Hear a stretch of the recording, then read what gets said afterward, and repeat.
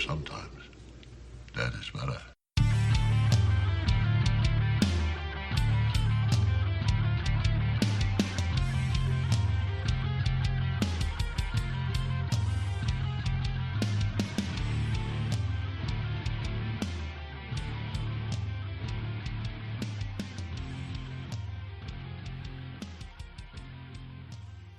It was the best of times. It was the worst of times. We have now come to a conclusion on our month of chaos over here at Give Me Back My Action and Horror Movies. I am one of your hosts, Nate, and with me, as always, is Pete. Say hello, Pete. Hi, Pete. It's so sad, but this was so much fun. Fun. Next to him is Charlie. As always, say hello, Charlie, with your deep sea shenanigans that you keep pawning off on me, just like Pete pawns off his anime shit. Say hello. You just don't like creature features, I've decided. You just do not like them. Yeah, so I'm getting the vibe here. So this is going to turn into another Slugs, huh? No. Oh, okay. It better not. No. But you know what? I came prepared because as this month is known as the month of chaos, I'm like, you know what? There's not enough chaos. There's not enough shenanigans. Uh-oh. So I'm not going to let Nate pull another Deep Star 6. I came prepared. I brought the one, the only Leviathan onto the show. Mr. Leviathan, will you please say hello to my co-host? Say hi, motherfucker. It's Steve from Bucket of Chum. Oh, yeah. Wow. What's up? Canadian, right? I am. Canadian waters.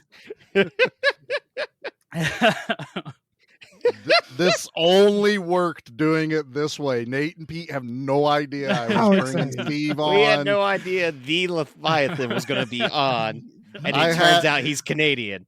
I had Steve scientific fact. Put his picture up as the Leviathan creature. His name is Leviathan. I could have easily just went, hey guys, look who our guest is before we started the show, and took all the fun of that reaction right there away from the listeners. And I wasn't going to do it. Buckets of chum on our. Yep. It works. It's underwater. It's perfect. It's deep sea. Let's get it on. That's it, man. So yeah, it's a 4-top for our month of chaos tonight, boys.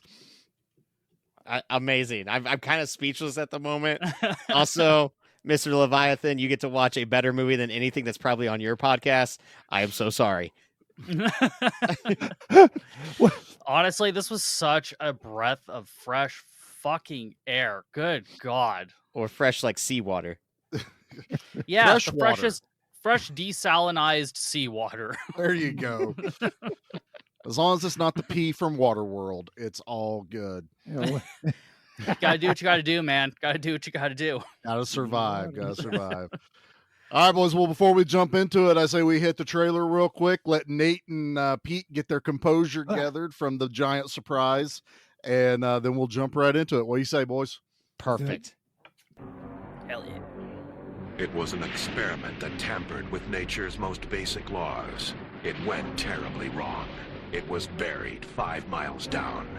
Now, a crew of undersea miners is about to stumble upon this terrifying secret. Shack to 7. What's going on out there, Williams? My God, are you picking this up? Look at that. Leviathan. Currently with a Russian fleet in the Baltic Sea. Currently it's rusted junk and we're looking at it. What's your air reading? 20 minutes. Do something quick! We've lost him. My crew's in jeopardy. But you have no proof. I'm ordering you to start an emergency medical evacuation. What if it turns out to be nothing? Oh, that's already killed one man. My breathing stopped. I'm losing compression. I can't breathe. Whatever got Six-Pack and Bowman, it's still here. I feel something. Somebody's alive in here. What's going on? Six-Pack. Six-Pack, answer. Hey, don't go in there. Don't touch anything. What are you trying to tell us, Doc? It absorbs the intelligence of its victim. Oh, God!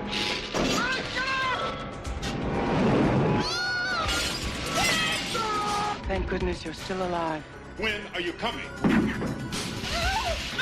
I say we protect ourselves.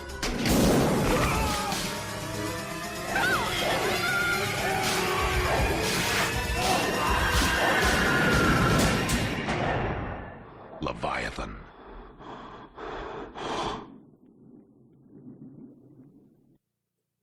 Now that's a trailer, boy. That's a spooky trailer. I was so happy when I heard that. When I was like, "Oh, this is like a little bit different movie voice guy, but it talks the whole way. All the action stuff's happening." Yes. Yeah. Nope. I was real happy with this one. Fuck me, I miss those trailers. Yeah, they just don't exist like that anymore. Instead, no, it would have like a slow down song about the rain. That's what it would do. Like a slow down Smashing Pumpkins song about raining, done by a choir of angel children. Have they done a movie called Emo Shark? Because I think that's something that probably needs to happen pretty soon. It needs to happen. Like, everything needs to happen with Shark in front of it, just so I can keep making like more content. Really. Yeah, you're not going to run out anytime soon. Oh God, no! I'm a few years away from running out of content. So, like, I'm good for now, but like, the more ridiculous, the better. I'm all for it.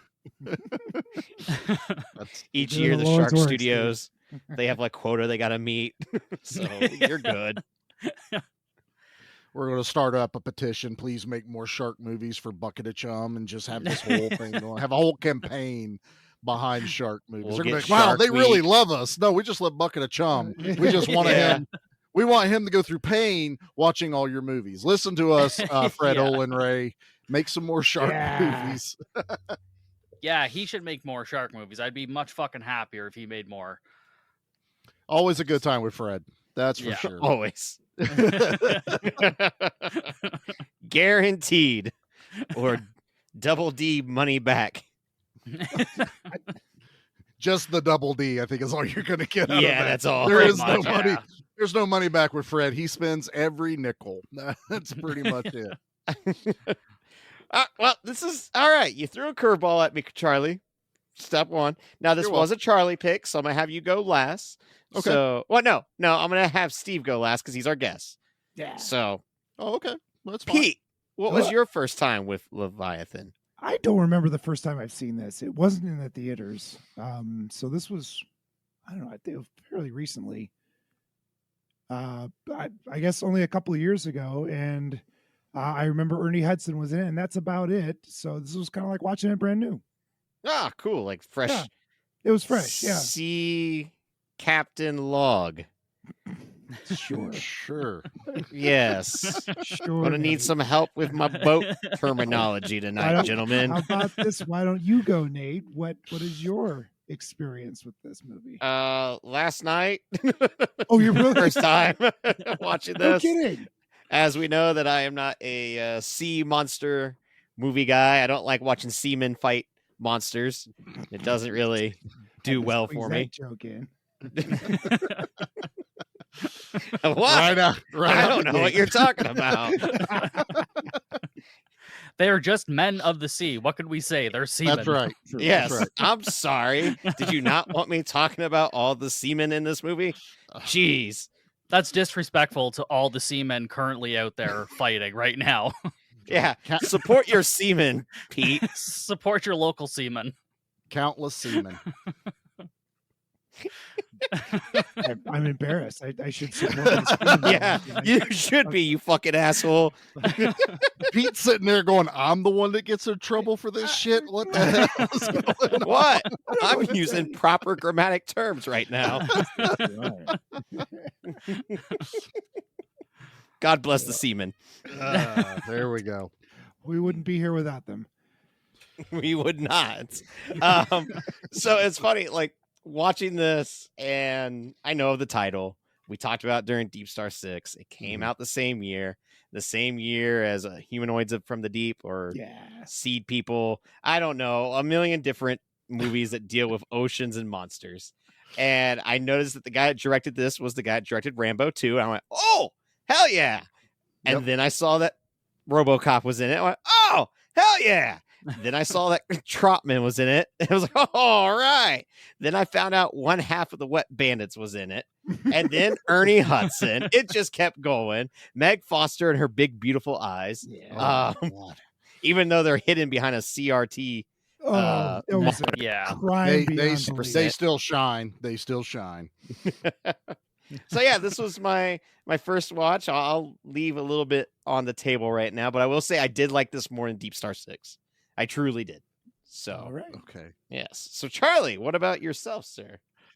Obviously this was not long after Deep Star 6 for me, because as we talked about in that one, that was my very first R-rated creature feature. That scared the shit out of me at the end of it because I didn't know the rules of creature features. I knew the rules for this movie. Yeah. So I was prepared. But also I realized that there is a ton of underwater monster movies, and they all came out in 1989. The Evil Below, Lords of the Deep, The Rift, Endless Descent, and The Abyss. They always throw The Abyss in there. I know it came out the same year, but it is not an underwater monster movie. It's deep sea aliens, underwater alien. Yeah, underwater thing. Sci-fi is. Yeah, it's a great movie. It's a great film. Oh yeah, just not on the same level. It's not a creature feature. One of these days I'll watch it. One of these days. It's beautiful. Get the highest resolution you can on it. It's gorgeous. Well, the newest got a 4K. Oh, just got 4K. By Mr. Jim Cameron himself. Incredible. Yep. So so I watched this. I watched everything that was creature related. And this one, it's gonna be a little controversial for myself. Yes, this is the better movie of this between Deep Star 6, but I love Deep Star 6 more because that was my first foray into. That's totally fair. Yeah. Like I don't think there's anything wrong with that.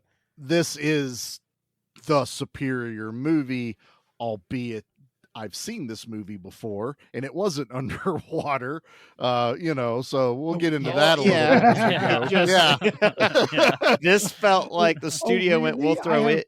No idea what they were trying to mimic at all. Not one clue. Or blatantly rip off. Or another movie as well. Yeah, there's two. There's two. Very. They blended a little bit there. So that's me. Sure. Steve, what was your first time experiencing Leviathan? Honestly, I think the first time was probably, I think it was around like 2018 or something like that. So it really wasn't that long ago. And one of my best friends, Benji Irwin, he's a cinematographer in Toronto. He recommended the movie to me because he's an absolute fan of it.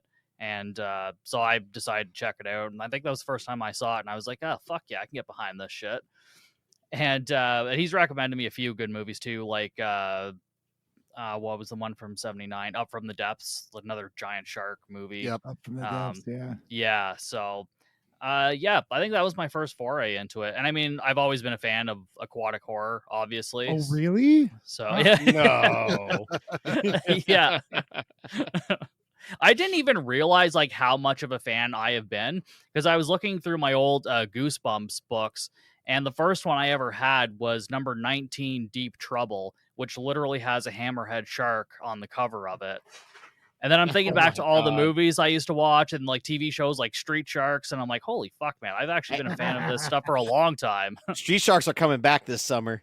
Yeah. They're doing a new lineup of the figures. Just the figures, or are they going to come back with a cartoon? Because there was the figures. Just the figures. Cartoon, yeah. Big Bad Toy Well, the Story last I heard, has Ryan pre-order. Reynolds was trying to get it rebooted along with like Biker Mice from Mars, which Oh my god, yes. fucking classic, but yeah. We'll take it. I mean, basically, G.I. Joe's about to cross over with Transformers, and it's like, Oh, cool. for fuck's sake. We'll make two bad movies in one. Yeah. Is I mean, that yeah, get them okay both out of the on way. It that? saves them money, really. Right. True. Yeah. Honestly, fan it's bases. a good tax write-off. Yeah.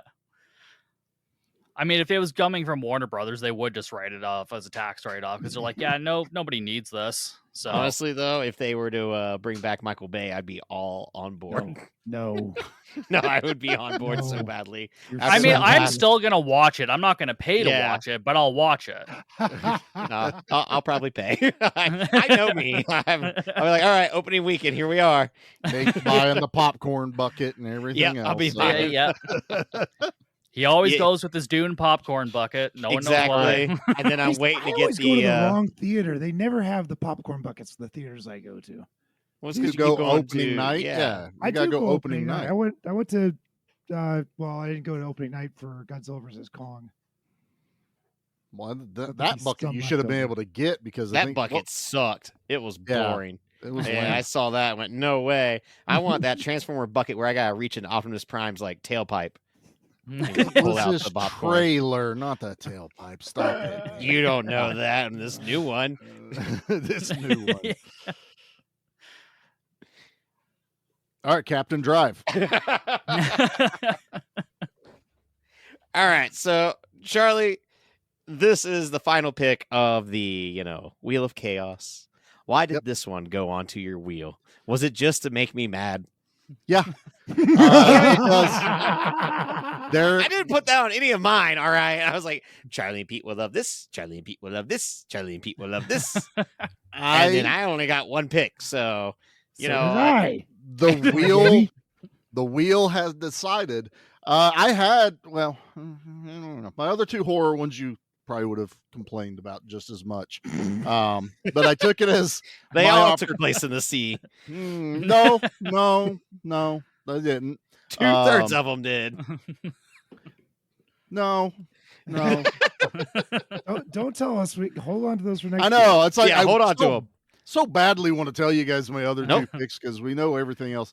Well, it's like my action ones. I explained why I went with those. And you're partly to blame for Highlander 2.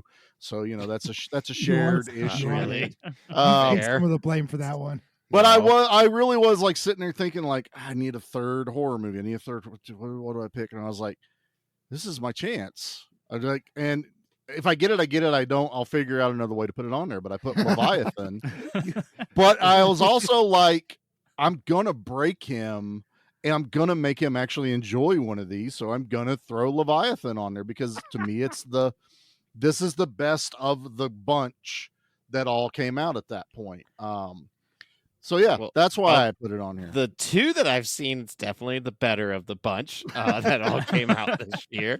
Oh, I do feel like this is the one that of whatever studios were throwing money around. This is probably the one whatever studio put this out had the most faith in because it is a stat cast. You have Stan Winston doing the creature effects. This has all the ingredients at the tail end of 1989 to be like a banger. Now, I'm stuck on how I feel with it, and I don't want to be the Debbie Downer. I'd rather hear you guys gloat about it. But there's a lot of good here, though. Like, it's right out the gate is engaging. Like, you got the guy that is going to implode. Yeah. So you get the Jesus starts having his suit malfunction. So this does, in Nate's defense, there is a lot that happens throughout this movie. They keep you on the edge of your seat. It's not like we're underwater. Oh no, we set off. It's always moving. Oh yeah, there's the pacing of this movie is phenomenal. Where's Doc at? So you're like, all right, there's a doctor here who's like not on his job, his duties. Yeah. Who has a backstory apparently. Ooh, that we find out that he killed people with a experimental drug, and the only job he could get was for a mining company under the water. So he's not technically in his element. He's just there collecting the check. Sadly, I fleshed out pretty well. They were like everyone felt like a was part of the an crew. Astronaut. You had Peter Weller, who just was an old curmudgeon. Well, he was a geologist. They stuck him down there because they're mining. So, like we have everything we need to know. It's a company that's found silver under the ocean, and so he's there to go. Yep, that's silver, or nope, that's fish poop. Well, because the Wayland Corporation needed to make sure they had their funds. That's the name of the company? That's who Meg Foster, I think, worked for. It was an offshoot. Yeah, it's the offshoot from Wayland and Utani. Maybe it was like an early merger of theirs. But no, they do without like, this is what this guy does, or this guy is the fuck. Although Six Pack, we figure out that he's pretty much the fuck up of the movie. Oh, yeah. You know, the dirt bag. He's the guy where I'm like, how did you get the job here? Like, wouldn't it have made more sense just to hire a bunch of oil drillers and send them underneath the sea to drill? No, they got sent on an asteroid. Oh, that was the problem. They were on another side quest. We're on two opposite sides of the spectrum. Well, I'll say I worked construction for a long time. I've worked with many a Six Pack. Like I believe it flat out. Oh, so yeah. Just like bullshit their way. That's your blue collar dude. I think he was actually good at his job. Didn't they mention that he's the only reason we put up with him is because he's really good at his job? Yeah, well, he was. Yeah. You're a miner, not minor, but a miner, so that's how. Right. Oh, yes, a seaman miner. ER, guys. It's with not the OR. Nate, guys, we can't stress this enough. For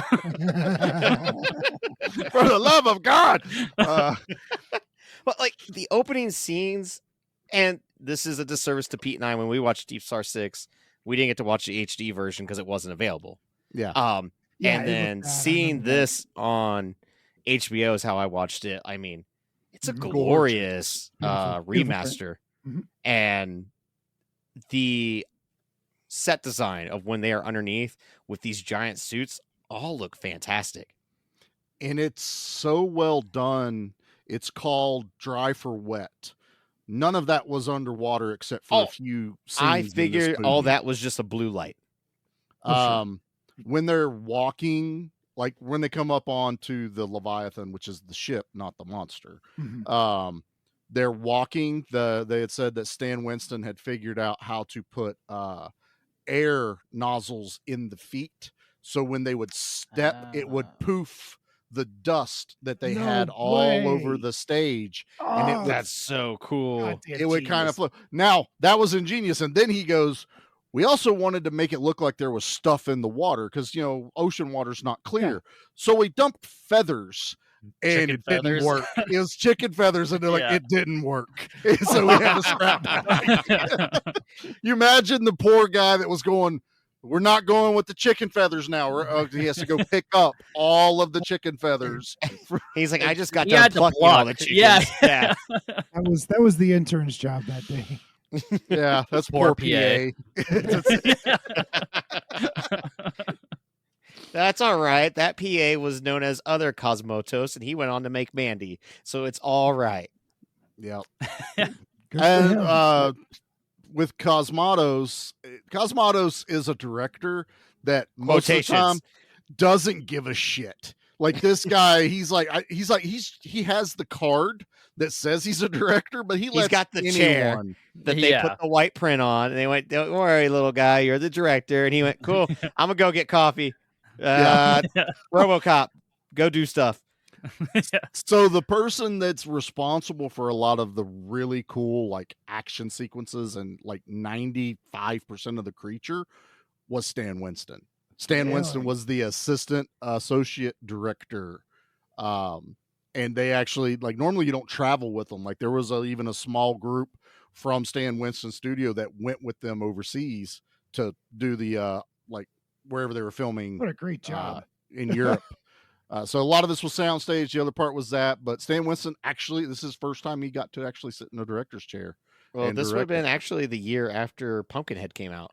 So it makes sense. His feet would have gotten a little wet in the director's chair. I am on fire this evening. I am submerged, one could say. You're all wet. I'm soaking over here. Yeah, he should be. You're always soaking. I'm always soaking. RoboCop might be the ugliest guy on the planet. Is one thing I learned from watching this movie. I like me some Peter Weller, but I can only take so much of him because of the way he mumbles all of his words. That's a really good Peter Weller. What the hell did you just say? I Something about on report and a day off. I'm not 100% sure. Oh, that was the other thing. They were 3 days left from retirement. Like they could have set this movie anywhere in the timeline of their 90-day mission, but no, we had to make sure it was 3 days left. Well, that was part of the stress, not the stress, but the time. They had a time clock going, and they had 25 more tons to mine. Right. So so they had a quota. Quota. The guy was losing oxygen. They do this a lot throughout the movie. They put a lot of pressure on the cast and the audience to really move. And Steve said it best. The pacing is keeps us. It's good pacing. It keeps it rolling, and like it is the lingo, I guess, where they're talking about the contract, where Peter Weller's talking about, hey, like, if we pull this, then, we can have a day off. And they're all like, well, on contract line, section B37, states we can't do that. He's like, yeah, but like, what if we did? It doesn't seem like it bothered anyone. Like, there wasn't a moment in where like people are just like, I am so sleepy. Like, they were like, all right, we can just keep on rolling. You son of a bitch, I'm in. Yeah, exactly. yeah, that's exactly it. And I don't know, it's like that apparently was a shtick or something, because they did that a lot in Deep Star 6, where they're like citing, the book, like, no, we're only allowed to do X, Y, and Z. We have stipulations. This one does it too. It's like, well, and then you find out that if they don't hit their tonnage, even by 1 or a few pounds, they get half pay for the entire job. That would make me want to like throw hands with everyone. Oh yeah. If I only got paid. Yeah. Yeah, fucking send me to jail. At least I get 3 square meals and I don't have to worry about your bullshit anymore. Yeah. I can go see the sun. I don't have to worry about being how far underneath we are. Yeah. I would think it's a little realistic under the like much like in outer space, because that's the same idea. You do have to do things by the book, or you can't just throw caution to the wind when you're so isolated like that, and in an environment where if you step outside, you're dead. So I get there's a lot of sense that they were trying very hard to follow the book. Structure to it and everything, and then we get a guy that can fix the ship by sticking a piece of bubble gum on it. Don't worry about that. Classic. I do love that. He has a total MacGruber moment, and he calls it job security because he knows that piece of gum's going to fall off eventually. It's going to make the noise again. And he gets paid to go fix it again. I was like, I worked with guys like that. That's exactly what happened. Yeah. Have you ever worked with guys that brought flamethrowers to the job that don't make any sense? Because I'm telling you right now, there was zero need for 2 flamethrowers on this aquatic mission. What if the water's coming in really fast and they need to evaporate it very quickly? Yeah. Yeah. Like, how else are they supposed to toast marshmallows under the sea, Nate? Come on. Under the sea. Under the sea. Wait, no, don't. Disney, stop. No. Well, we just got sued. Thanks, everybody. See you later. That's our last episode. Sorry about that. SWAT's at the door. Oh, Bob Eager. Come here, you little son of a bitch. Don't you sing my songs? I got tauntauns coming out my ass.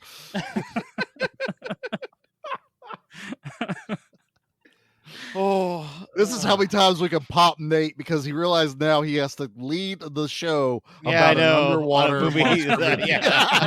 Particularly careful, right? Particularly give him the option to opt out, but he did not take it. Nope, so I am a trooper. I will carry on. All on you. But all right, this movie rips off 2 films big time: Alien and The Thing. Yeah. Yes. And it's clear as hell that they watched The Thing and went, we need flamethrowers in our movie. And it's like, yep, you really don't. Like, the axe looks cool, the hand saws, all that. Yeah. Very Evil Dead moment. Yeah, yes. Exactly, Steve. That moment where they're showing all of the weapons, they do that, like, it pops into frame and it close-ups. Quick cut of it. That is like Sam Raimi all over this for some reason. I was like, that is glorious. I love it. But yeah, somebody watched that. Somebody watched The Thing. It's the aquatic version of The Thing. 2 ships crashed. We know about the one in Antarctica. The other one crashed under the sea. So oh, those wacky Russians, though. Down where it's wetter. Well, like it sets it up with it being a Russian ship, having no documentation of it. We're talking 1989, so we're still in the grips of the Cold War, even as it's coming to an end. Like, I get the PowerPoints that it's playing at. I still think it's a little weird that the way that the creature, I guess, transfers is through the vodka. Well, it wasn't the creature. So it's not an alien, and it's not necessarily... It's like an actual fungus, right? Like, I don't know how you describe it. It's a mutation. It's an experiment. Yeah, it's a genetic experiment. Yeah, the Russians were trying to build to create a Homo sapien. Well, they were trying to create an army of underwater semen monsters. Yeah, underwater semen. Sea monkeys, if you will, if you remember that television show in the 90s that was nightmare fuel. Leave it to the sea Russians. Monkey semen. But that's how the scientists that created it got it into the crew. The ship was an experiment. Not that they were doing it on the ship. The ship itself was the experiment. Yeah, because they had mentioned if they put in the vodka, they'll drink it unbeknownst to them because they're wacky Russians. And just like the Americans, they would have their black coffee with it. So we can't stay away from our vodka. You know us. In Soviet Russia, semen become you. I was waiting for the joke to come. I was glad Nate took the opening and ran. The semen came. You are happy now. I'll have you know we get 0 downloads from Russia, or at least that's what Putin wants us to think. Yeah. There's a lot of unknowns. We see you guys, and we're here for you. Yeah. Stay strong. Stay strong. But yeah, so that's why it's in the vodka, and why only Six Pack and Bowen get the disease first. So it starts mutating their DNA, and then it just starts replicating. And then it's pretty much, if it attacks you and breaks the skin like it does to, it pretty much eats the Jesus, and it's a leg. That's the bitch way to go. He got eaten by a leg. Cool, yeah. It was awesome how it turned into cool. like a leech / lamprey looking thing. But also, like, you dumbasses, like, all right. I love that the American way is, let's just flush it. And they're like, those are people, damn it. They're alive. They're people. And then they all realize it's a monster and go, flush it, flush it, flush it. Like, that is our answer, is like, we will just get rid of it and we'll let it be someone else's problem. Exactly. See, that's when they should have used seems the to know how flamethrowers. to do these. Yes. And instead, somehow these assholes don't even realize that they chopped off a leg and that it floated like right by them. Yeah. Just like there was a head that grew spider legs and walked past everyone in another movie that they caught on fire and burnt something.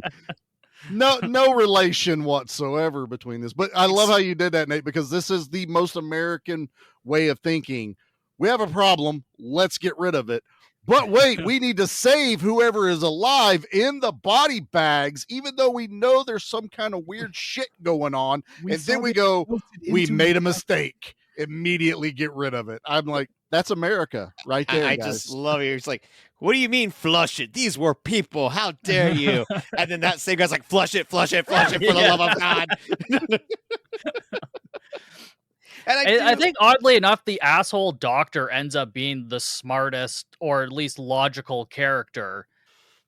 He's the one friendly on purpose. He's like, this isn't going to get to the surface. I'm going to leave it down here, and it'll never find its way up. I mean, clearly it does. Pretty much. But it was one of those things that, watching this movie again last night, I was going, they really try to set him up like Ash from the Alien movie, where there's something devious. I was waiting for someone to be a robot, honestly. when and the doc wasn't at his station, I went, he's definitely a robot. He was charging his batteries or something. He went robot. Well, I leaned more towards the first few times I watched this was he was a company plant. Like if something goes wrong, that's what. But in reality, he's the hero in the movie, but he gets no recognition for that whatsoever. Like, he lets all the life things go, and you're like, well, why'd you do that? That's mean. No, he's saving the rest of our dumbasses. Yeah. But it's kind of weird how they shot that, and I think we kind of need that one guy that people are against. We need that friction right there. Yeah, like to lean into that. He starts typing a letter or an email, I guess, to Wayland Utani. Not really, but we'll call him. That was Wayland. Yeah, he starts drafting an email, and then he lets the air, what do you call them, bubbles or what? The air bubbles go. The pods, air pods, or something like that. Yeah, life pods. So you think, oh God, he is a plant. He's sent them a message saying, okay, you can come pick up the alien now, or the monster now. Yeah. But until you really look at it, it's him saying. Then they show the entire message again, saying, "Hey, I'm just basically saving the world. Don't come rescue us." Yada yada. Now, did Meg Foster, did the company or whatever? Meg Foster, did I say that right? Yeah, Meg Foster. Yep. Okay, yeah. I don't know. I had a brain fart there. No, you're fine. Was the company? Did the company know what was going on, or did they get that message from the doctor and they went, "Oh shit, they do need to be quarantined. We are not sending any help." That's what I got out of it. So what it turned into, again, watched this several times. The company only cares about the bottom line money, the stock price, everything. They have no idea about a monster. When Peter Weller first tells them about Six Pack dying and everything, that's when, Meg Foster's kind of like, oh, well, her attitude changed. Yeah. Yeah. If you want to come out early, you can, but there's complications with the contract. So you start realizing she's protecting the company's interests. And, if everyone dies, they'll take a small hit, but they're not going to be like, oh shit, we released something. Their payload is still down there too. They can still go get the payload. They can still go get the underwater facility still there. So it's only about money when it comes to the company at the end of the movie. This isn't them wanting to build a monster for the government. They have no idea. Like, she doesn't have any clue about this being a sea creature hell-bent on killing everyone. It's only about saving. That's why the one girl, she goes, well, I know how we can find out what's going on. And she checks her stocks, and they had already released the statement that everyone was dead. Yeah. In the facility. Oh, interesting. Yeah. Okay. Fun fact, if you don't know, if she looks kind of familiar, but you can't place her, she was the doctor in the original Flash television show. She was the girl. Yeah. I have not watched that since I was a kid. Oh, that was a she appeared in the new Flash TV show for an episode or two as well. Yeah, she popped up, but yeah. So that's she has one of those, like, why is she so familiar? And I was like, she's the chick from the Flash. So, but yeah, so there's company, corporate, only wants money, doesn't care about the human life involved. That's why they're like, well, there's a hurricane, we can't come get you. And Ernie Hudson looks up, when he pops up out of the water and goes, where's the damn hurricane? Yeah. There's no hurricane. They were just waiting them out till they died, basically. Yeah. Because they knew it was going to be inevitable at that point. Mm-hmm. And I think the monster in this looks awesome. I think when Six Pack and Homegirl get morphed into one another, it's gross. It's definitely influenced by Rob Bottin in The Thing, but I think it kind of stands on its own. And I think the monster, how it the human faces are part of its body, it's absorbing people, but it's got this anglerfish jawline. It's got that real deep sea crew. They said they had drawings of a ton of like actual like deep sea specimens that have been found, like the eels, the anglerfish and stuff like that. And they just started mixing them as they went until they landed on this one. But adding the faces is always just this little extra like creepy. Yeah.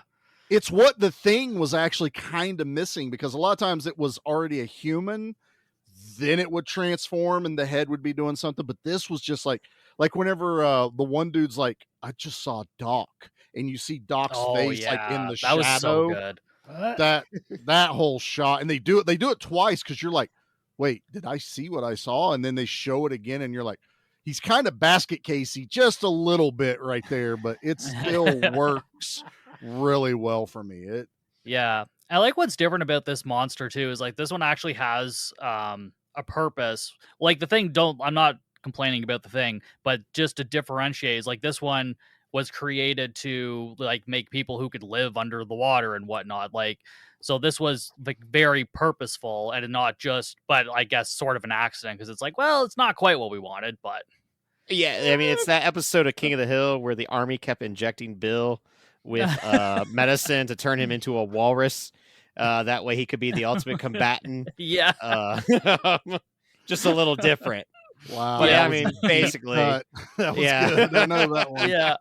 Right over my head. I don't know that one. Oh, you got to watch King of the Hill, Pete. Yeah, come on, Pete. It's great. Yeah. No, it's amazing. It's not required so watching. It's like, it is still relevant from today. Like, it's amazing. The writing does not get old. It doesn't. But yeah. Hey, you know what? It's not even a dated reference, because King of the Hill just had a cameo on SNL. Oh shit, they did. Didn't and they? it's getting rebooted too. Yeah. Yeah. Mm-hmm. I'll take. Sadly, Dale passed away. Yeah. Yep. Got Yep. voice Dale. Oh well. What do you do? Well, do we want to go commercial real quick and then come back, and then now I can start throwing haymakers at the problems I have with this movie? Oh, he's been holding back. Oh, okay. Well, I guess. Nah, I don't want to do that. Maybe he's lying. totally gonna do that.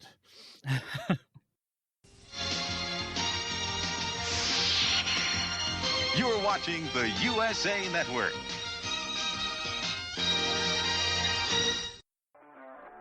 Sharks of the Corn? Virus shark? Cocaine shark? Sharktopus? Yeah, those are all real movies. Join me, Steve Coates, as each week I take a comedic look at the bizarre world of sharksploitation cinema on Bucket of Chum, the Shark Movie Podcast.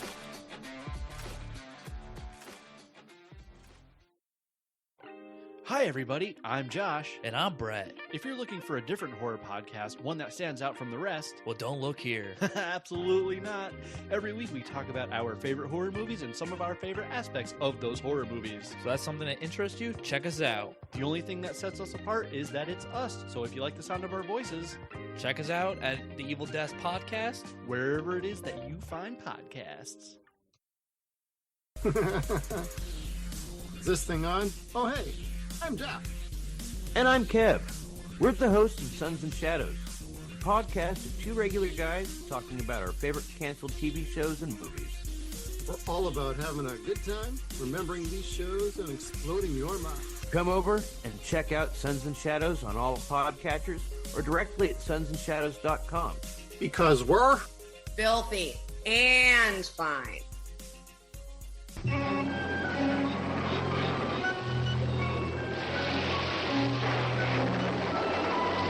Just when you thought you were safe, the terror continues with another chilly tale tonight on USA Network's Saturday Nightmares.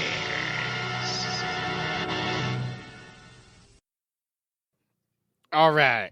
So, obviously, this monster is underutilized too at the same time, in my opinion, because we've got 7 people on this crew. 8. 8? Oh, okay. Almost half of them make it up to the seed level. And one of my problems was, how the hell are they going to kill off Ernie Hudson like that and give the man absolutely zero respect? What is it with the 80s just shitting all over Ernie Hudson? Yeah, I will agree with that. I'll give you that one 100%. I was pretty pissed off at like right at the very end. Like, come on, You really? made it, and you still killed him for Christ. Yeah, and like you kill him in such a way that even I was like, did he live or did he die? You know, because like it gets really choppy real quickly. It's like, whoa, what's going on? I actually wonder if they edited it like he survived, and they're like, nah, let's let just Peter Weller. That and could be it. That could honestly, be it, yeah. Because it looks like he just gets like kind of pushed down, and then you're like, wait, did he drown? Like he didn't get eaten. He wasn't bit in half. Like if you're gonna, that's why I feel like he was supposed to live, because there should have been a like nice big final like kill, like tearing him apart or something, or give him the flare / bomb and let him like grab hold of the creature and blow it up. Yeah, you're like 100% right. Yeah, you are 100% right, Nate. That is one of my only real complaints about this movie is like that one when is her name Barb? She was the one that died second that morphed into Six Pack. Bowen. Like Bowen. So when her hair is like falling out, that could have been an opportunity in my head. It was like, oh, like we could get some really great body horror of just seeing a person kind of melt. No, I agree. Because of seeing what happened to Daniel Stern's like skin, how it got real pussy. And then like it was like it blew everyone's mind. Like he died in 8 hours. Like that skin infection killed him that quickly. That shot of his arm when the camera goes in on it, where it's like split open and it's like bubbling and shit. Like that is the body horror that they could have really went and wild instead with of her, Bowen. they just had her hair fall out and commit suicide. And that before she goes, before she could. I kind of got that a little bit, but it would have been maybe we don't see the full transformation, but like when they open up the shower, have like fucking fins or something off of her back. Have her start. She should have been further along. Yeah, exactly. An arm is a tentacle at that point or something. Because I don't think anyone was going, we need less creature. Because it's one of the things this movie really kind of does is, while it's not the full creature, we get really cool things that progress a little more. And we do. And like De Jesus being killed, like, I mean, he's basically being impaled by that leech leg. Yeah, it's like reverse face hugger. It's going after his stomach instead of his face. Yeah. And as it's growing, like, it's got its tentacles that are taking over the way that Doc dies as well.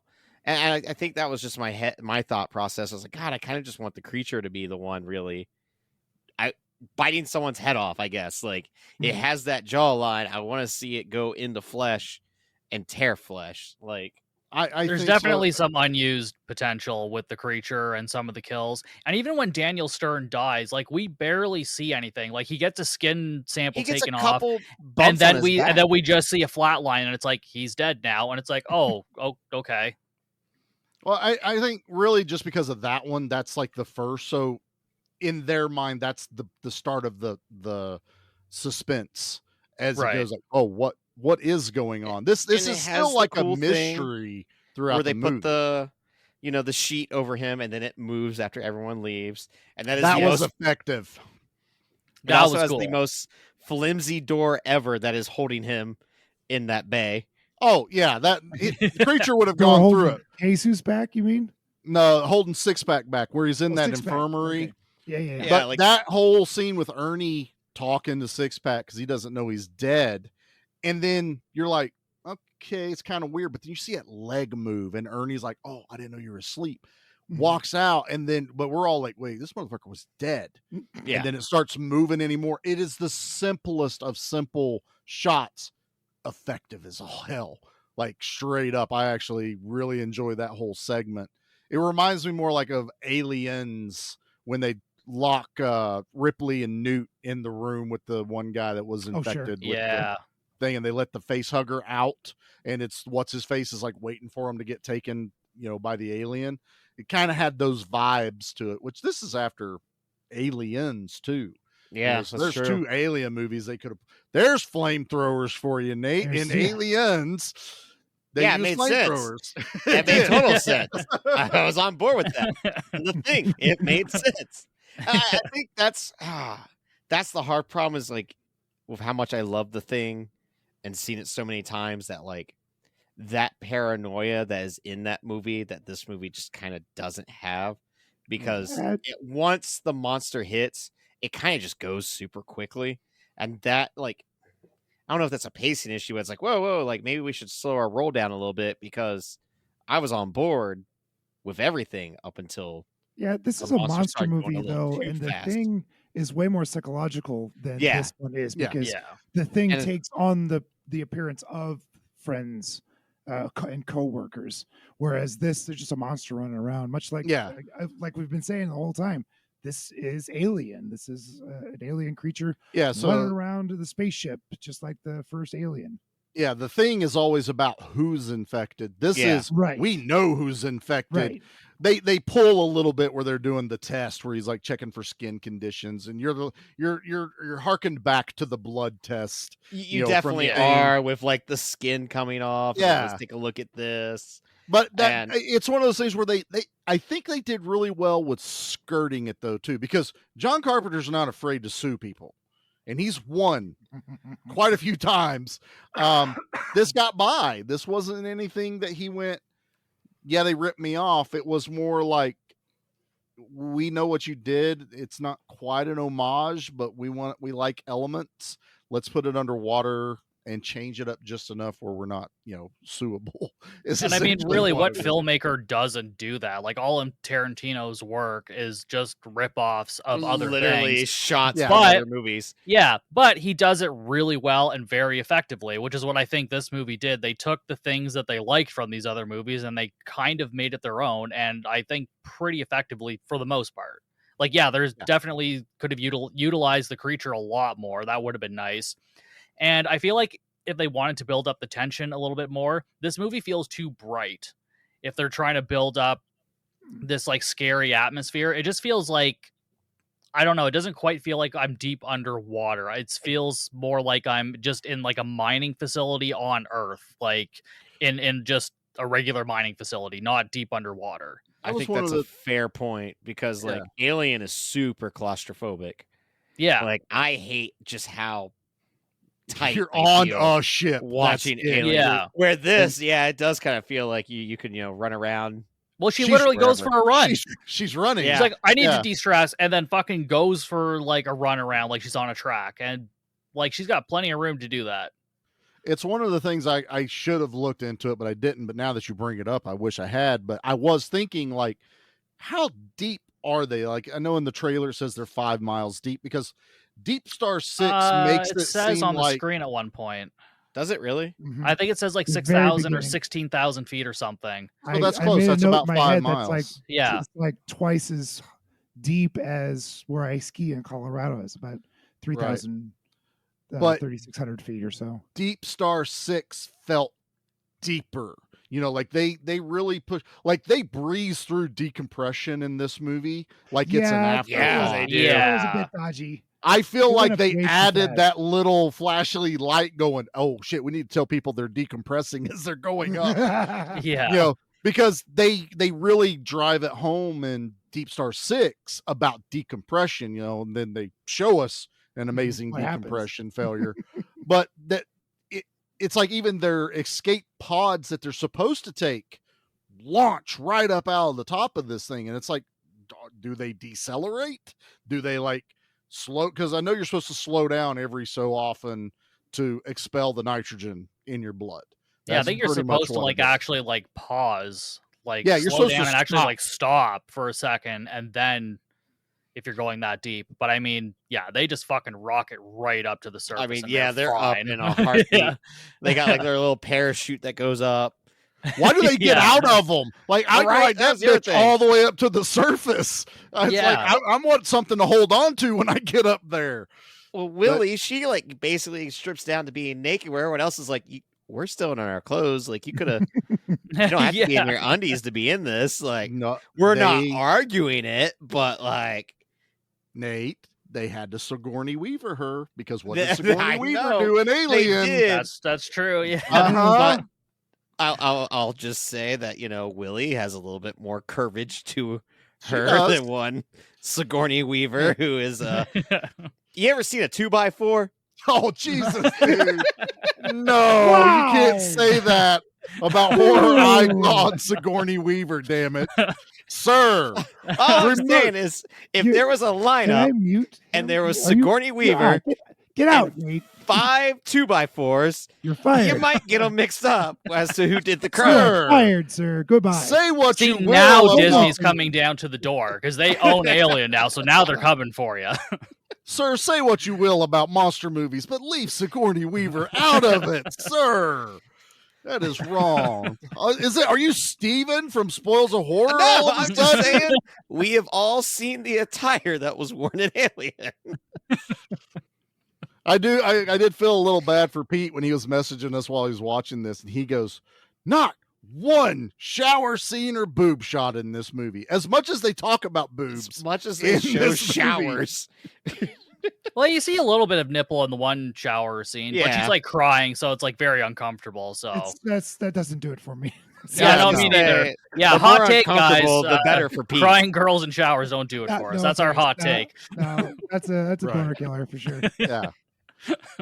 That's totally not. I mean, she calls out Six Pack directly though, because he's like staring at her, and he goes, "No, I said something else." She goes, "Oh, I thought you liked my boobs." He's like, "Yeah." I don't know where else to go with this. I try to just give him rope and just let him go.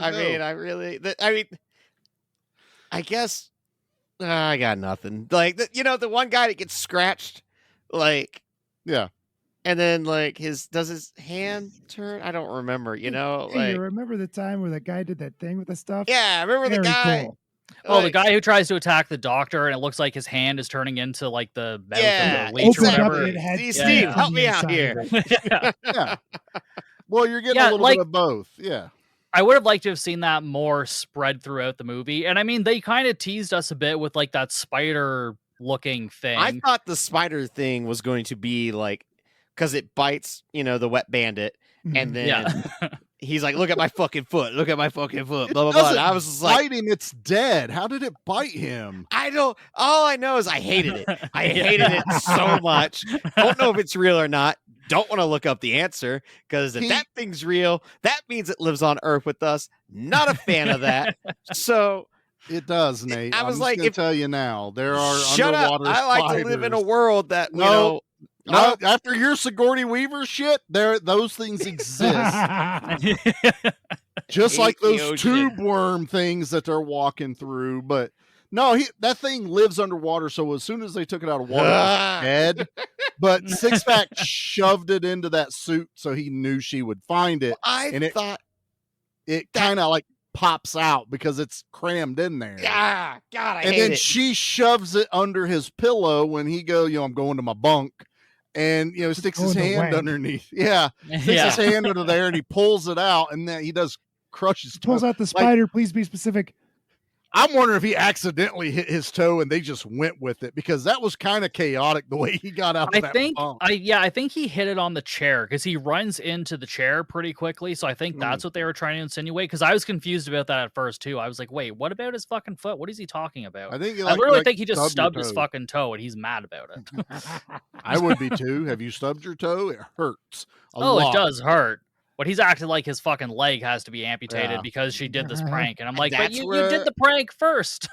I was under the impression, I was like, oh, that bit him. Now he's going to turn into the Leviathan, which turns out is also not the name of the monster. It's just a Russian ship. It's just the Russian ship. So I got to ask now, because this doesn't really fit in any other segments. So I feel like we should do it here.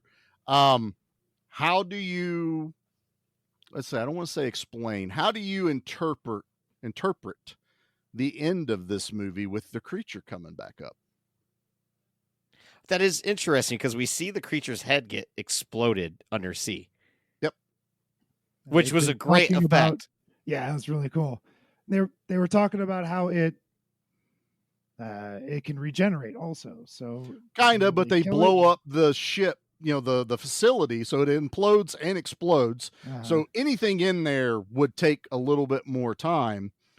But the one thing everyone forgets about is they let one of these motherfuckers out into the water earlier in the movie. They did. Oh yeah. Oh yeah. Oh That shit. Yeah, that's true is too. a second creature in the movie. It was still in the zipper bag though. Can it work? It was ripping out. It was ripping its way out before they even okay. got it in the thing, because that's when they see Six-Pack's face and everything through the body bag, and they start throwing it in there, and it's like scratching at everyone, and they throw it out in the water.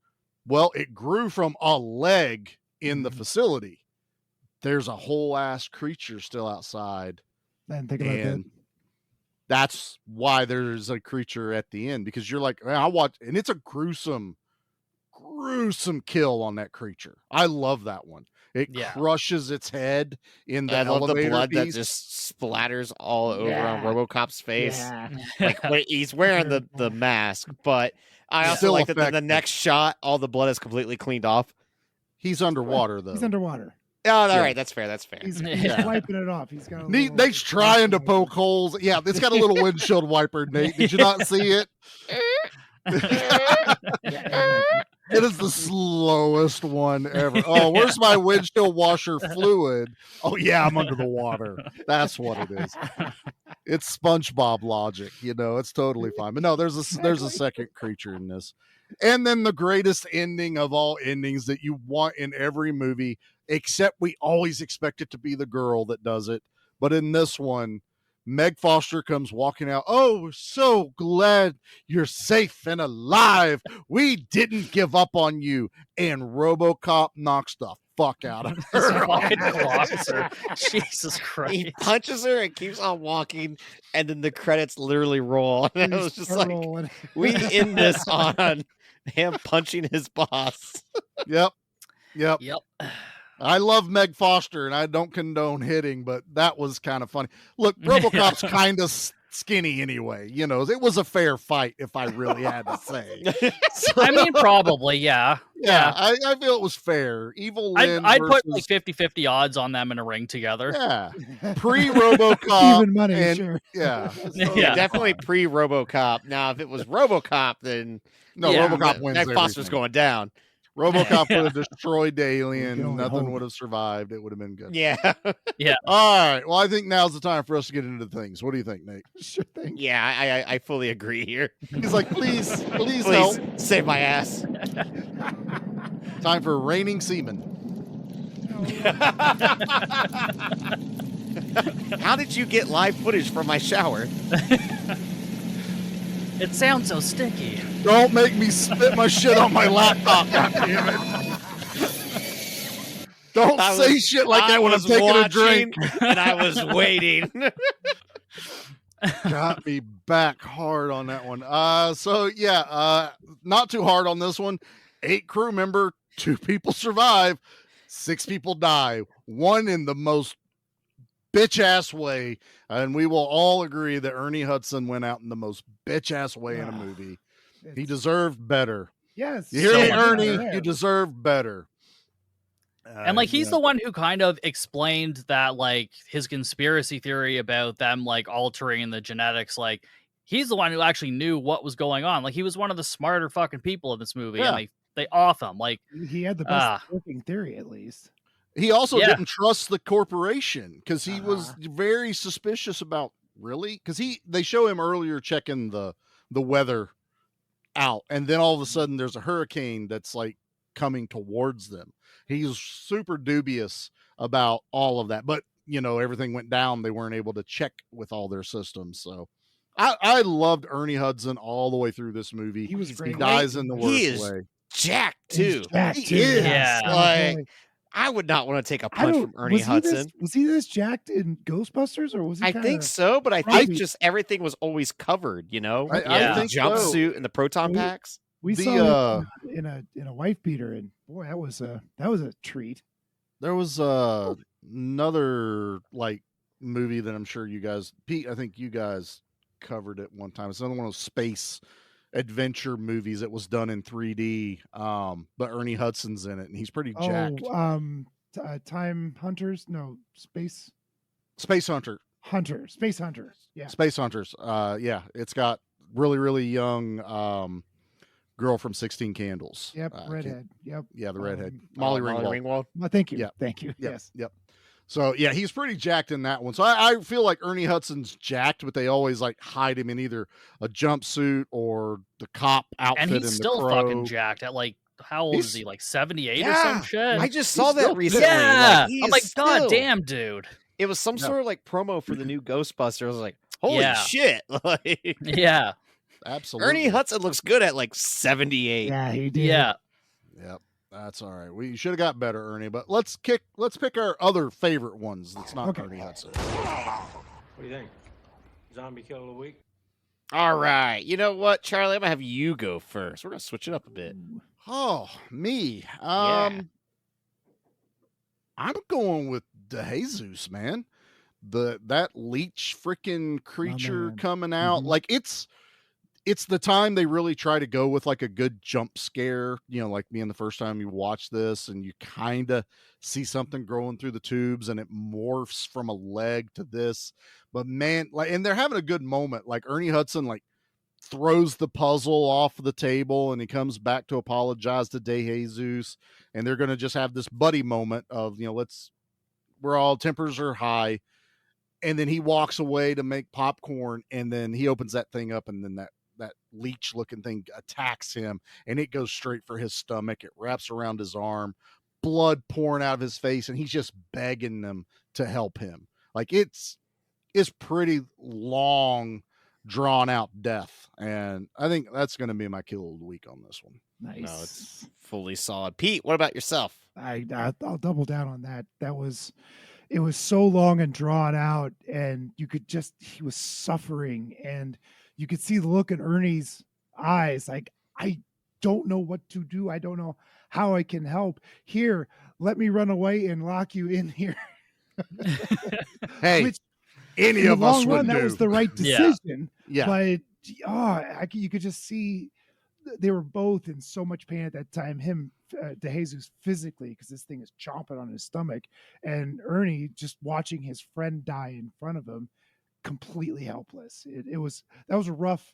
It was my favorite death, but it was also rough. It was rough to watch because you really felt for both of those actors. Yeah. I'm right there with you guys. No, I got nothing else to add to it. It's just it was the one kill in this movie that I wanted throughout the entire movie. Is the you want best way to put up it. the ante from that each time you kill something. Yeah. How you get worse, or not worse, but I don't know how you get better than that. Jeez. So Steve, you bite what's your someone's head kill off. of the I week? agree with Nate. I think you should have bit someone's head off. Absolutely. Would have been good. Steve. Yeah. Yeah, Steve, what's yours? Honestly, I got to fucking quadruple down on that. I mean, obviously, it's no argument, right? Like, does that happen? It's very just often. Nope. I mean, like you said, like it's drawn out, but not drawn out in like a bad way, like some kills are. Like it's drawn out in a way that just makes you very uncomfortable, and it's a little hard to watch. And I think that's why, some of the later kills aren't as great. I do like the chest burster like teaser scene that they did, and then like he's got the slit in his hand. Like that one was okay too, Was really but cool. the DeJesus one was just insane. Like it was so good. That's the one that kind of set the standard because he's the first one to die after our first two. And it's just like, where can we go from here at this point? Our other two get infected and we get a cool body horror shot, but an actual kill. Yeah. And this guy is selling it, DeJesus. Like his body is like arched out in pain. He's got those like muscles in your neck that are throwing things around out. It's well done. It's really high up there for like a cinematic kill. Like in all reality, I didn't really hate his character. I'm just Exactly. used to watching movies where I hate the characters. Like most of the shit that I watch, I'm like, I don't care that you died. I hope you die. And this one, I'm like, I like this guy. And then he dies. I'm like, now I'm kind of sad. Because he's the guy that he has the scare in the beginning.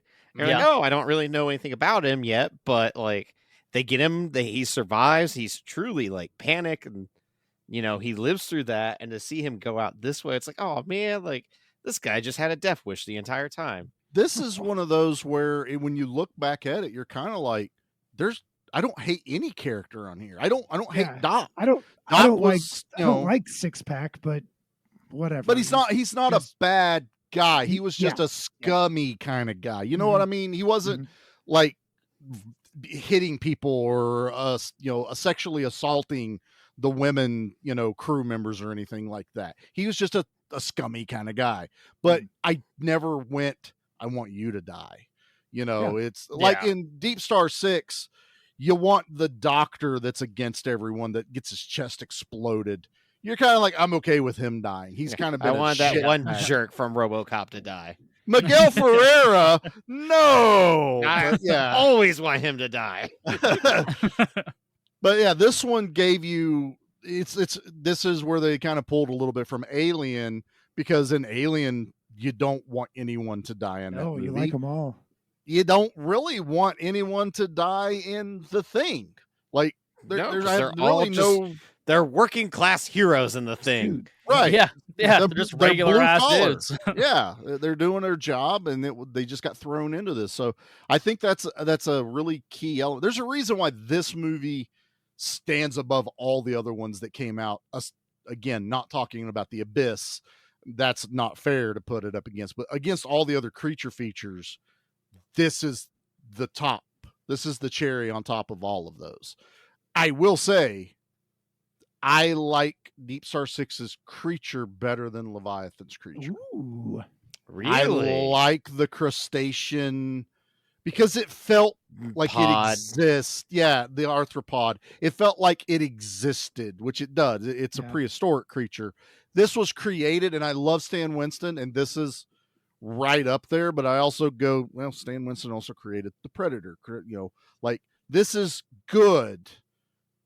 Deep Star 6's creature was better, though, for me. I like it a little bit better. We're talking fractions, though. But let's rate this bad boy. What do you say? Let's do it. Guys, it's okay. He just wanted his machete back. Whew. All right. I'll go first just to get mine out of the way. Okay. Well, I think we're all curious about this. Like, I haven't heard Venom tonight. I will say I haven't heard Venom. It wasn't because of how much I enjoyed the premise and what it set up here. Because let's face it, if an alien ripoff movie, I usually don't hate, because if you're gonna rip off something, you might as well rip off one of the greatest. Exactly. But my biggest complaint was, and it sounds so stupid, but it was just the kills themselves. Doc kind of just goes out, so does Cobb. Four of these people just kind of die, with nothing spectacular happening to them. And I was left kind of just wanting more from the movie. And it wasn't the tension filled that I felt from the claustrophobia of Alien or that psychosis from The Thing. It felt like they had the ingredients there, but they didn't bake it in the oven for long enough. And so for me, I'm at a 5.5, where it's I'd say watch the movie. I regret not seeing this sooner. Maybe as I saw it as a kid, I probably would have liked it, because that monster's creepy. There is no denying that. The acting in this, the casting of this is great. It has so much going for it that I'm kind of left how I felt with Virtuosity, where I'm this exists. I'm cool with that. Right. Compared to Deep Star 6, where I was just I am watching people do their job for an hour. God damn it. Move on. This, I'm watching people do their job, but there felt like there were stakes here. And I enjoyed the mystery of the Russian ship, where they're going through all their shit. And it's hey, Doc, what's this say? Deceased. And they keep naming it. It's oh man, what happened here? And then it's well, they sunk their own ship. And it's there's good ideas here. This is one of those prime, remake this. This could be, you could do what The Thing did in 2011, where you tell the Russian side of the story. But the problem is Leviathan doesn't have nearly as big of a following as The Thing. So we will probably never get that. Unfortunately. Yeah. So, Pete, what about you? Yeah. This is a great creature feature. It's not a top 10 level. There are much better creature features out there, but this is definitely one to go see. The monster's beautiful.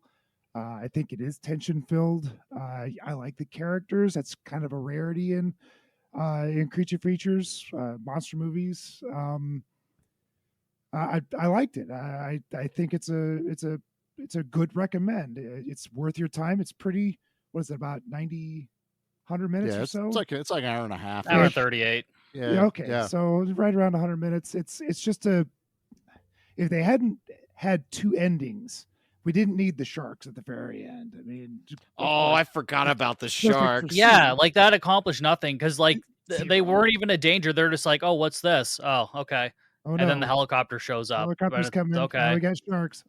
I think something got refilmed or edited. It felt it must have. Yeah. The whole ending, that once they left the ship, that whole ending felt like it was reshot. So I'm real curious if something happened there. Anyway, it's a 7.5. Go out and see this movie. It's worth your time. Nice. All right. Charlie, yourself? No, there's no denying that this is my type of genre when it comes to creature features. I love underwater stuff. It's so funny because I'm terrified of going in the water. You will never find me. There will never be a death certificate that Charlie says drowning or eaten by shark because I'm not going out there. So it's not going to happen. So a water clown is Charlie's worst nightmare, huh? I will. Yes. I will clown in the middle of the sea. I will be Miguel Ferreira launching a nuclear explosion against it. I will do it. I don't. Ecology be damned. I'll kill everything. I don't care. Try not to cause a second natural disaster in 48 hours. Nope, going for 3.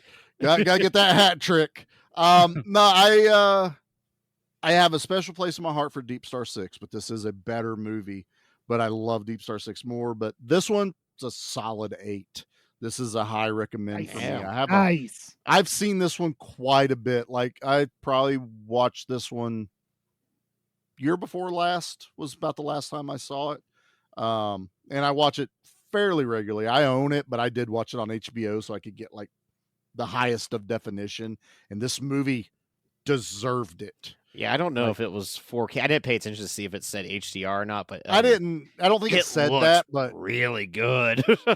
This is a movie that was worthy of it. Now, I will say some of the close-up shots of the body of the creature when they show it moving around, you're kind of like, okay, that's where VHS was king, because that was a lot creepier than I see a plastic suit walking around. But I forgive that. So wet. It's just slimy. So sticky. It's just moist. So Steve, what do you give this? I think I'm going to go right around 7.5 as well, because I think this movie is fantastic. The creature is amazing. All of these actors are from movies that I loved as a kid, even love now, like Daniel Stern from Home Alone. The girl, the one who committed suicide, she was the girl in Beverly Hills Cop, which is a movie I watched a ton growing up. Yep. And the guy from Rambo, like just the whole cast is so stacked. And like I said, I love the pacing of the story. I was always interested in what was happening. I just think they could have built up a more creepier or more tension-filled atmosphere. You could almost keep the dialogue in this movie exactly the same. You could keep all the same actors. If you just tweaked a little bit of the cinematography here and there, so we get a little bit more sense of like claustrophobia, and like we're not just in some ginormous underwater biodome, which is kind of what it feels like at times, because it doesn't feel like Shore. Yeah, and Billy Baldwin running around. But yeah, like there's a lot of room for them to do stuff. And like, don't get me wrong, the set decoration was actually gorgeous in this. I was rewatching it earlier, and like they just have things placed in different areas, and it's like, you know, that they put a lot of thought into like, hey, why is this here? Who put this here? Like, who does this belong to? And it's not stuff that we'll ever know, but when that stuff's not in a movie, you notice it, but you don't consciously notice it.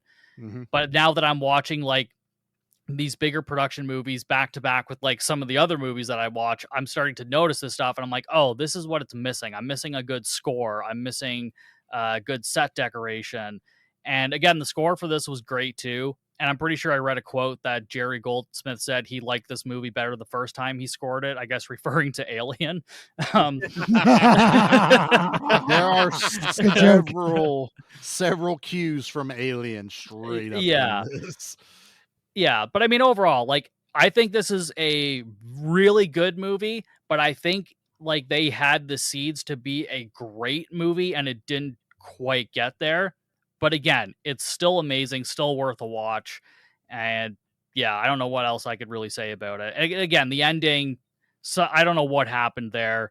I'd be curious to see if there's other footage unearthed someday and we get like an alternate ending, you know, because either that or they ran out of money. I really don't know which, because something's weird with that ending though. It could be a combination of both. It could be that they filmed stuff and then they went, well, we got to do this now. And they went, you're broke.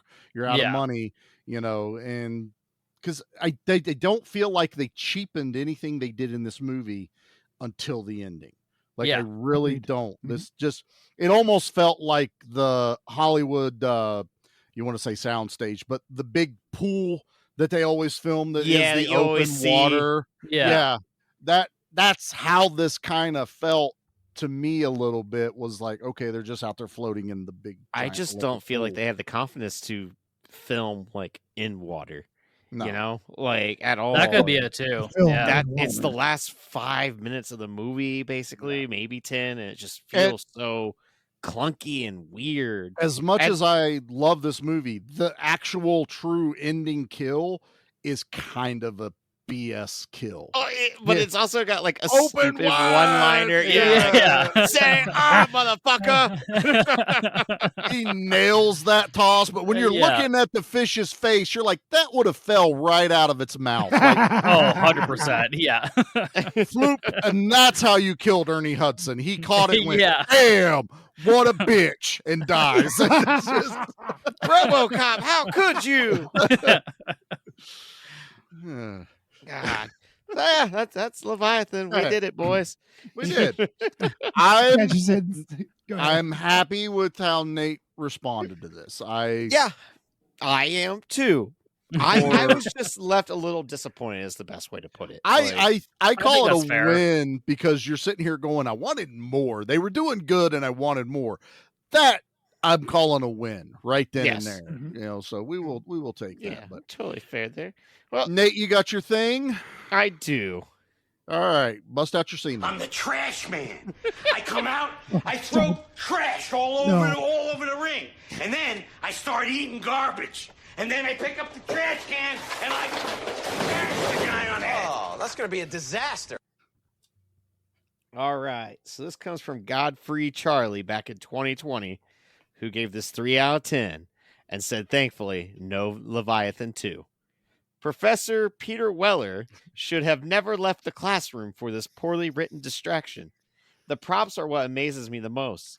Whenever there's a monster to deal with, the weird outlandish weapons come out, like a rifle type thing with 4 little jets of lit gas spigots and a center orifice, hence a glorified flamethrower, or a triangle-shaped chainsaw with a very slow chain that isn't a chain. What are these contraptions needed for at the bottom of the sea inside a vessel? Wasn't a monster hunting expedition, so why the toy weapons? Yes, forget all the weapons, look like toys. Plot, well, there is one, but not anything stylish or entertaining. Stick to the history teacher stuff, Peter. Your documentaries are quite good. I feel bad that we completely missed out on saying Professor RoboCop the entire. I know. I do feel bad about that. I feel bad that we don't talk about the triangle-shaped chainsaw because that thing was awesome, and the space axe. That I can, like, the chainsaw I can forgive because I'm like, okay, they're mining. Maybe they need it for some rock shit. Who knows? I can forgive that one. The axe, you're not using an axe underwater. I can tell you that much.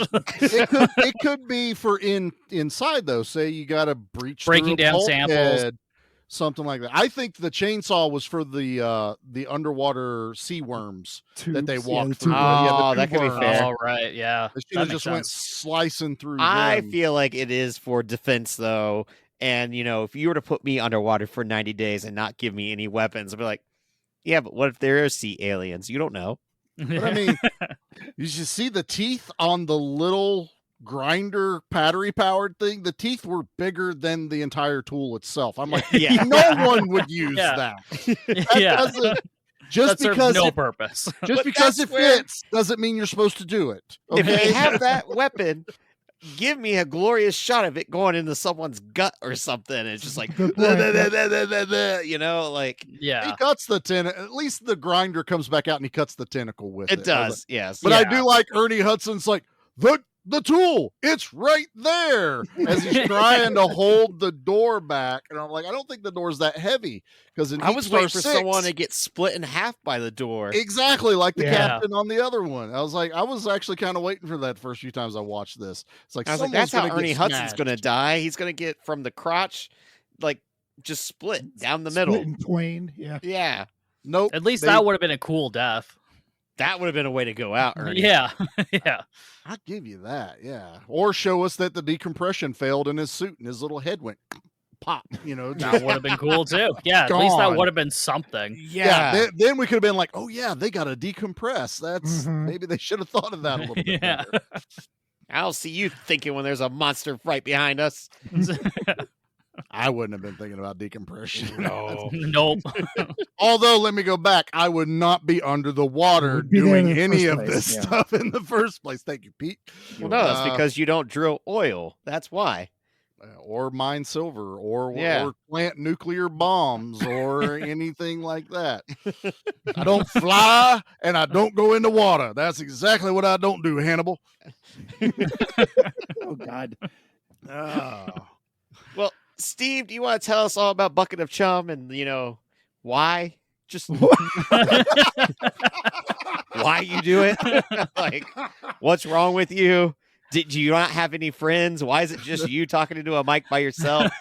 I got questions at this point. Like, it seemed like a good idea at the time. I'm like, man, there's so many weird shark movies out there. What fun that's going to be? Because like, there's so many good ones. And then I'm like, yeah, there's a lot of good ones, but there's also a lot of really bad ones. But I try to just take a comedic look at it. So I just kind of break down the plot, like kind of give my thoughts on all of it.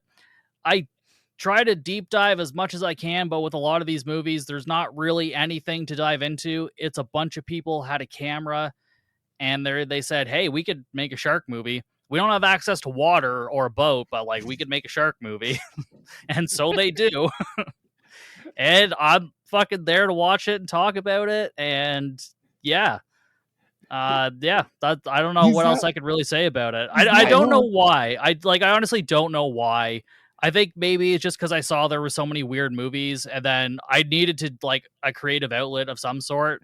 And as much as I love like horror movies, and I love all kinds really, but I was like, I want to do something that's a little bit different that kind of stands out. And I was like, I think that stands out a little bit, so why not? It definitely does. He's not wrong. Even if you don't have access, I mean, there's Ghost Shark and House Shark. Neither of those are anywhere near water. I don't think. Yeah. It's also just got Shark at the top. I'm just amazed that none of your friends have been like, yeah, I'll join you in on this, because I feel like they're all like, nah, we're good. Like, I feel like nobody else wants to suffer through that.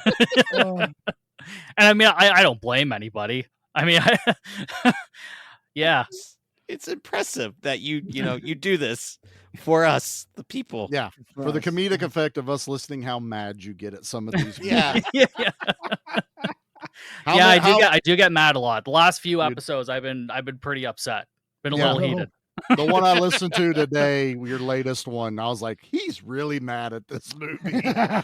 This Bull Shark, for those that this will come out a couple weeks after that one drops, but he's mad at Bull Shark. And it sounds like it's justified though, just by your synopsis. Wait till next week. It'll already be out, but Shark Huntress. Absolutely dog shit pile. Like I still can't fathom the movie, and I watched it and talked about it, and I'm still just trying to be like, what? Why? Is that about a babe that's a shark? No, that would have been better. I would have liked to have watched that movie. That would have been entertaining as hell. There was disdain in that. No. Shark with boobs? You can't fail. Yeah. And yet we still have no movies with big titty sharks. Right. What the fuck, Hollywood? Yet. You got 3-headed sharks. Yeah. Why not That's 3 it. boobied sharks? Exactly. Like, I'm not asking for much, Hollywood. They're running out of ideas anyways. Like, just fucking throw it all in on that. Why not? Hear me out. Zombie shark strippers. Go. I can get down with that. Somebody email Fred.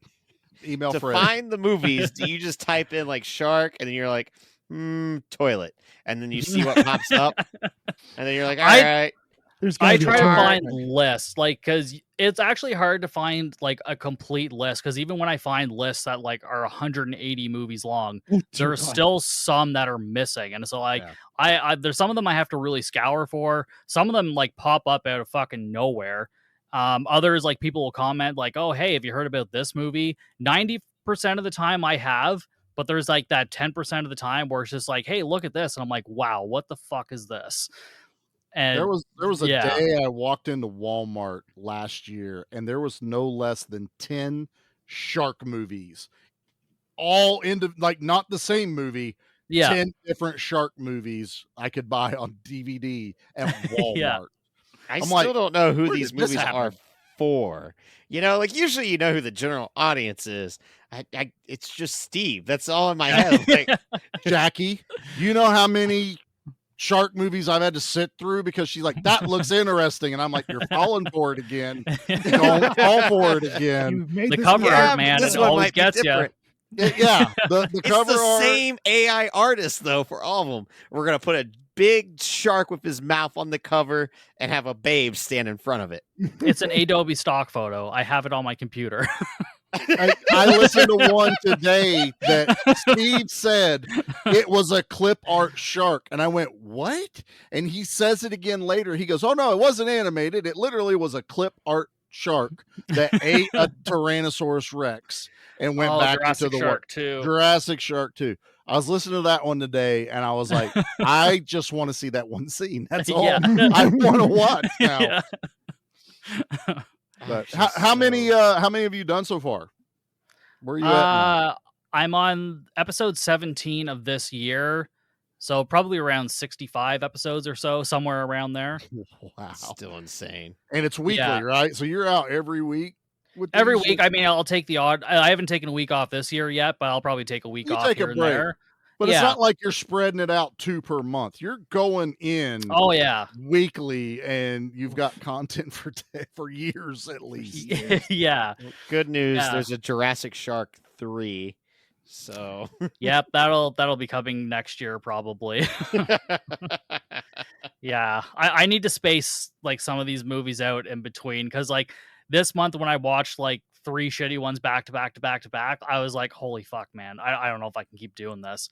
Like, one mistake was trying to do all of it in like a week and a half period, like recording a month's worth of episodes. So like maybe I won't do that anymore. Yeah. Because like that's too much. And then, but the breather I usually get is either coming on to like other podcasts, like with you guys, or on the Patreon. I can just do whatever the fuck I want on there. And I've picked some interesting movies so far, and I've got a couple of interesting ones coming up. Like I've got this movie Crabs I'm going to do next month in May. Crabs, yeah, like the new Crabs, Pierce Crabs. Yeah, it is. We love Crabs. We love that movie.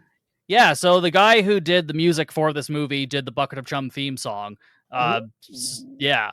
So I'm a really big fan of it. Yeah, he's Mike Treblecock. He's in or was in a Canadian punk rock band called the Killjoys back in the 90s. Okay. But yeah, their big song was Today I Hate Everyone. I don't know if it made it down to the States or not, but yeah. It's hard. So yeah, we're gonna do that movie because I need a good movie to do every once in a while, just for my own sanity. We're friends with the director Pierce, and we don't say that lightly. We are actually friends with Pierce. We're on good name basis with him. He did an actual like video recording for us when we covered it on when we tried our YouTube stuff. We did nice. crabs on it, and he recorded like a little intro thing for us to thank everyone for supporting it. So hopefully he does more movies. Pierce, if you're listening, Do more movies. more crabs. Yeah. More I Power thought Rangers. I thought and there crabs. was a sequel coming to Crabs at some point. He talked about it. Yeah. Again, he's super independent. It's all trying Yeah. to get the funds and stuff gathered up. Him and Nate, help me, special effects. Jim Ojawa. Jim Ojala, we had him on, who did Nice. the creatures and stuff for crabs. So we're tied in with that movie pretty tight. So Nice. we That's love awesome. that one. Oh, it's such a good time. Yeah. Awesome. So yeah, if you guys are not checking out Bucket of Chum, you are missing out on some shark goodness. It's a well done show for being a one man band. I couldn't imagine it. It's not easy. I really couldn't. Like, just me talking, I would just drive myself nuts. I just couldn't. I couldn't do it. No. I know I got these two with me, and it don't seem much better sometimes. No, I'd throw my laptop at you. Their hot takes about Sigourney Weaver and everything else. So, but speaking of other shows that we've been on, you can check out Pete and myself over at Dissect That Film. It should be out by about now. If not, probably coming out the same week. We cover Teenage Mutant Ninja Turtles 3, parentheses in time, technically not the name, but it's what everyone calls it. So we get to go over there. Yeah. Turtles in Time. With Parker, and it's not the official title. It's, I know, but it is. Me and Pete get to talk about that, and I think we are also supposed to show up on Flicks and Friends on their under 10 Rotten Tomato month. So you guys think I'm bad to you know, with some of these things. We're not doing that. So we get to pick one, and we bring a Steven Seagal movie to the table. So that you're welcome, everyone. Everyone, so welcome. And I have to But pay Dustin. money to watch this flipping movie. I know it came off of Tubi when this got picked. The week we decided to do it. My favorite part is I went, we'll do Half Past Dead with them. And then I dipped out and went, sorry guys, I can't be part of the show. Yeah. So now Nate picked it, and we are all stuck with it.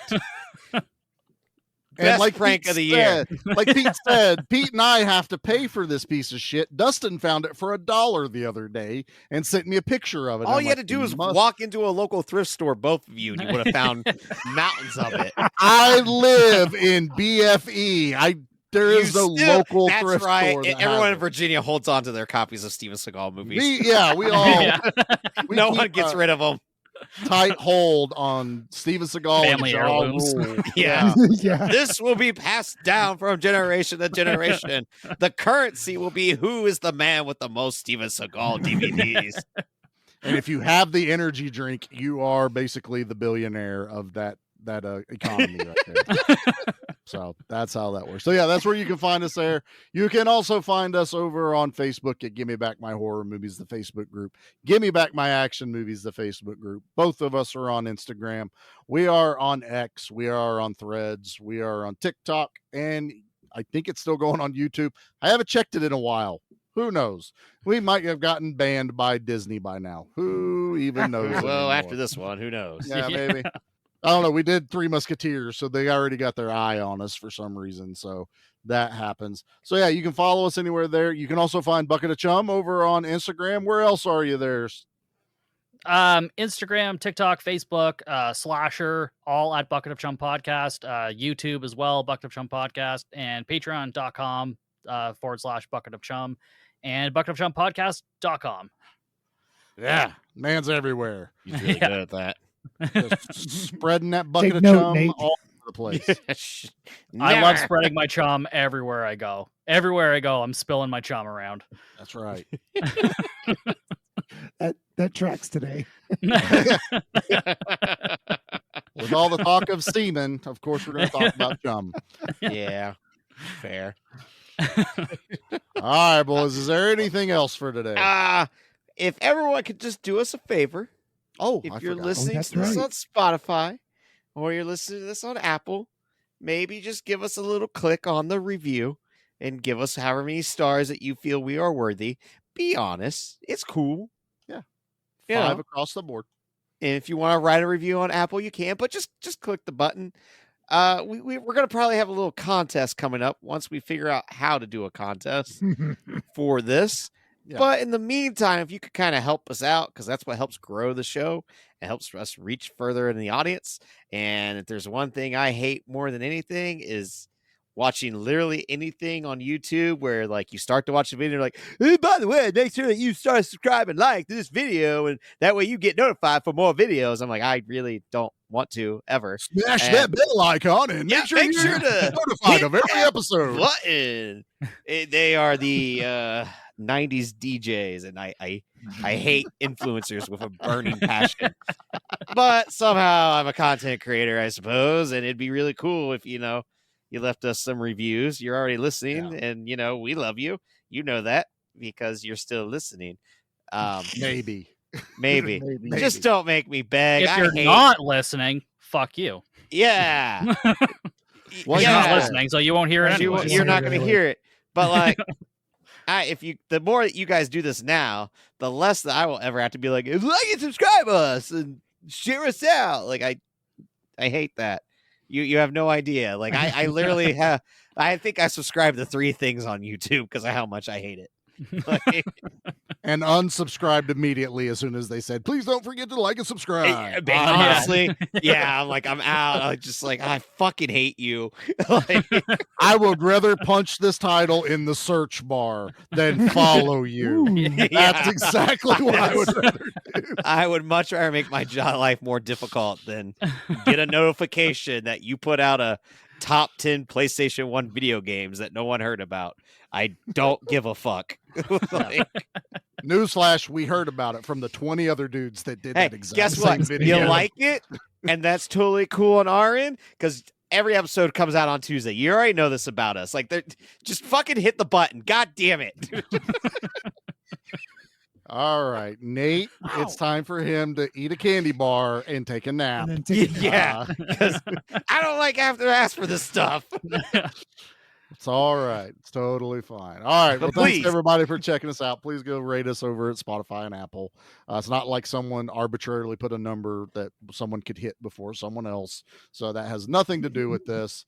But thank you. And this is the end of Month of Chaos, which I guess means we can tell them what's happening next week. There's no mystery what behind is next it. Week? I don't remember. So next week is the action pick. We are covering The Rundown, starring the one, the only Tom Selleck. No, Dwayne The Rock Johnson, dude. What is it?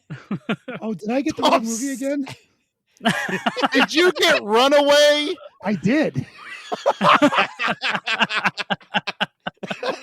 absolutely did. Also a fantastic movie. Missed it by this much. Starring Gene Simmons and tiny little robots. I recommend you watch it. I was excited to see The Runaway. Keep that one, but this now get The Rundown. Sean William Scott and The Rock and Christopher Walken. May is no theme. We're just picking some cool ass movies to cover. Half of these themes are your idea, Nate. Stop it. Yeah, but then I get put into a corner. No one puts Nate in a corner. Nobody puts Nate in a corner. I'd be happy to start picking movies again. No, it's okay, right. Pete. Back to having themes. You wait till your birthday, damn it. But yeah, so next week we're covering The Rundown, which is just going to be a lot of fun. It's a good, fun action movie, and then we'll announce what the horror movie is after that. If we have, I'm glad I made an ass of myself. This would have. I'm really glad this came out because that would be an awkward conversation that only I would be able to follow you because I don't think Nate's ever seen The Runaway. Oh, that was a first season double feature, Free Jack and Runaway. So if you want to painfully go through one of my first season shows, check it out. No, don't. Just watch the movie. Don't go. Yeah, who keeps downloading the first attempt at Con Air? Stop doing that. Yeah, you're wasting an hour and 40 minutes of your life. There's a way better version that we did. If it wouldn't erase our numbers, I would delete them. But they're there. They're for posterity, so we know where we are. But just don't listen to the original Con Air, guys. That's all I'm saying. If you see that there's a newer Con Air, you got to think to yourself, they probably did this for a reason. We did. We definitely did. All right, Nate, get us out of here. Freeze, Leviathan. Dead or alive, you're coming with me. Now, let's talk about how I get back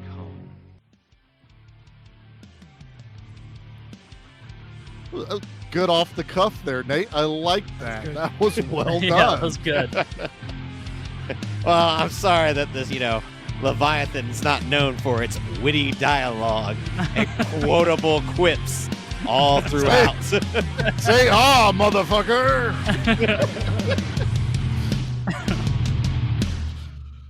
Is that it? Are we ending on that? I mean, is there any other movies where RoboCop shoots stuff that maybe we could watch?